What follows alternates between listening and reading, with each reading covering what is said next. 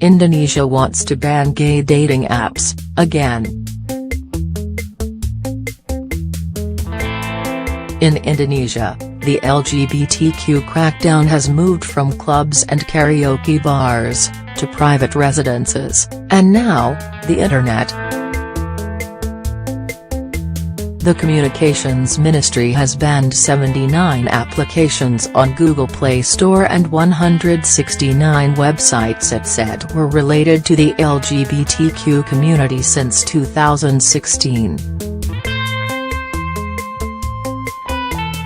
And it's just getting started.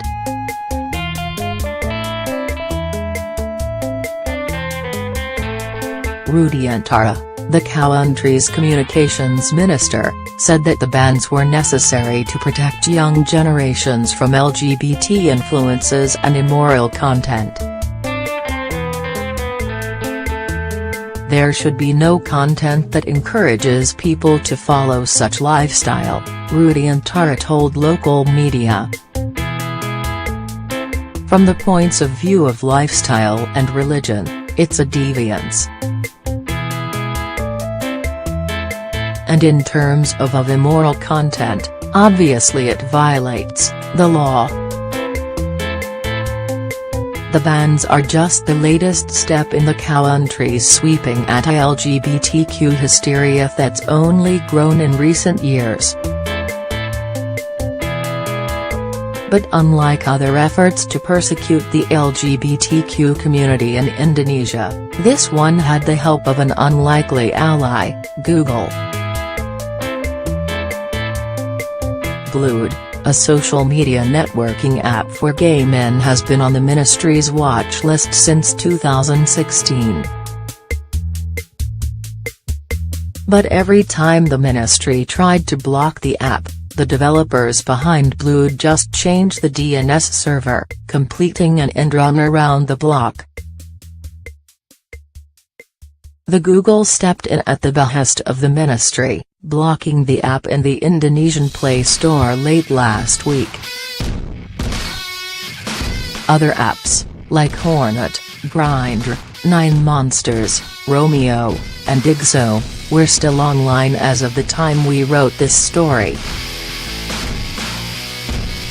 We reached out to a spokesperson at Google's Indonesia office, but they declined to comment for this story.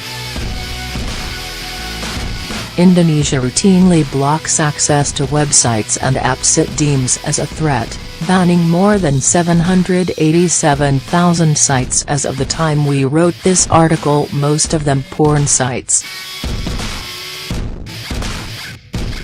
But last July, the ministry turned its attention away from blocking porn sites to temporarily ban the secure messaging app Telegram amid accusations that it was a hotbed for ISIS supporters.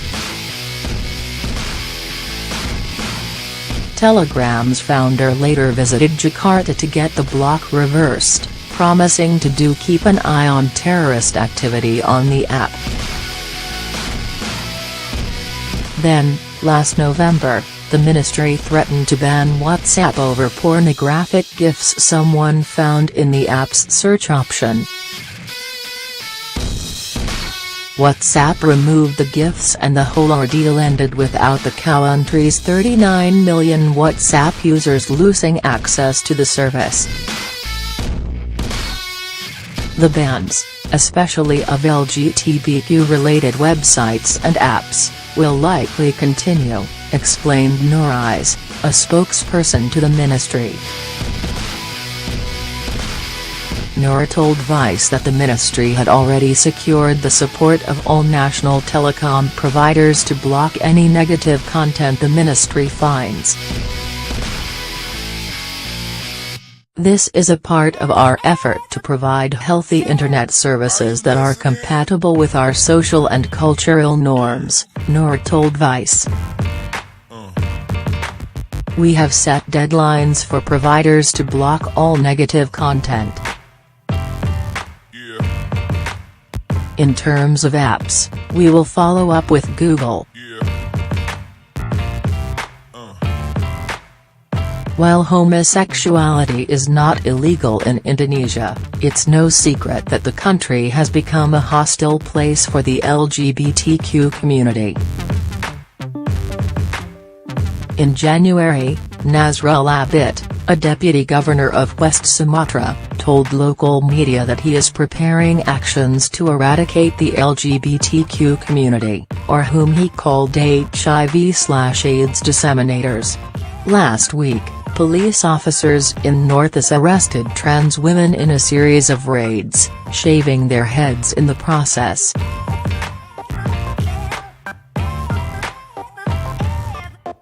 The chief of the Northeast Police even put together a program called Bikin Macho Waria, or turning trans women into macho men, as a way to guide the women back to the right path.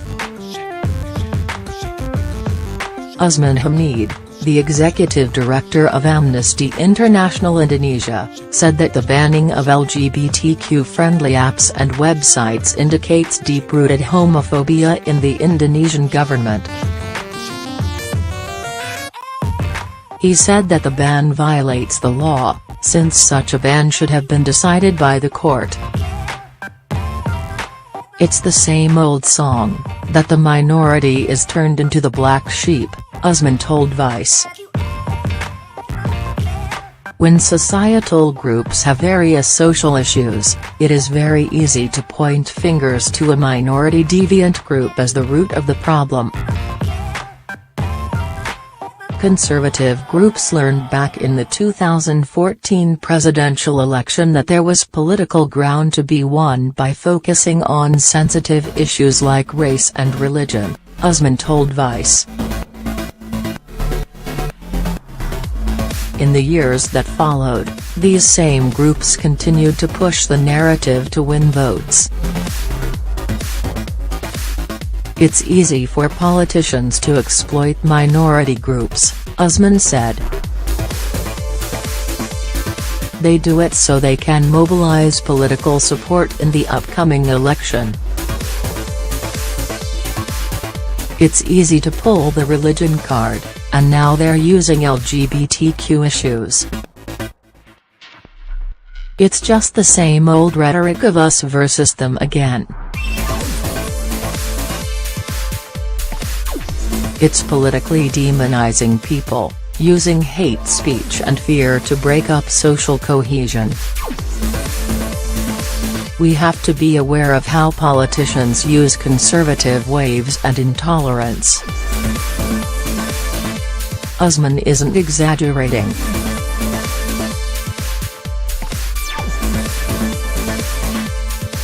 At the moment, the House of Representatives are still discussing the revision of an article in the criminal code that could potentially further restrict the freedom and rights of the LGBTQ community.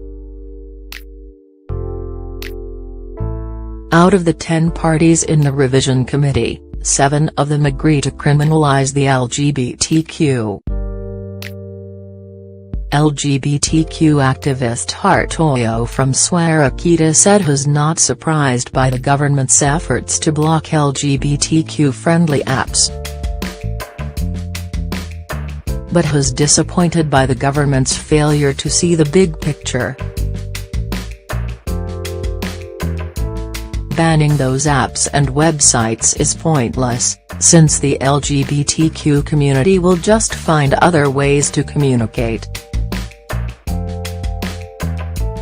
This is the consequence of this era of transparency, Hartoyo told Vice. It's normal that there's resistance from the people and the government. This is a process we all have go through.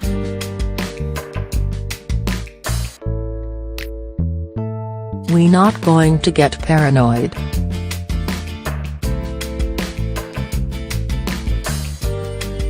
We believe that rational thinking will win eventually.